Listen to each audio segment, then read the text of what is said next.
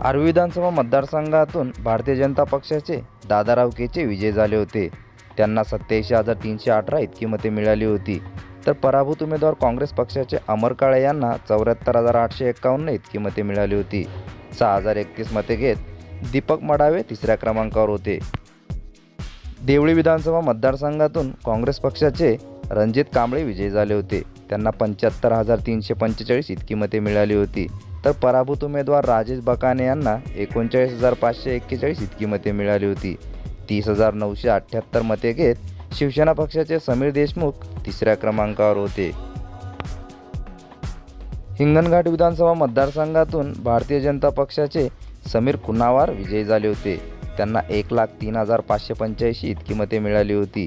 तर पराभूत उमेदवार राष्ट्रवादी पक्षाचे राजू तिमांडे यांना 53,103 इतकी मते मिळाली होती. 12,623 मते घेत अशोक शिंदे तिसऱ्या क्रमांकावर होते. वर्धा विधानसभा मतदारसंघातून भारतीय जनता पक्षाचे डॉक्टर पंकज भोयार विजयी झाले होते. त्यांना 79,739 इतकी मते मिळाली होती.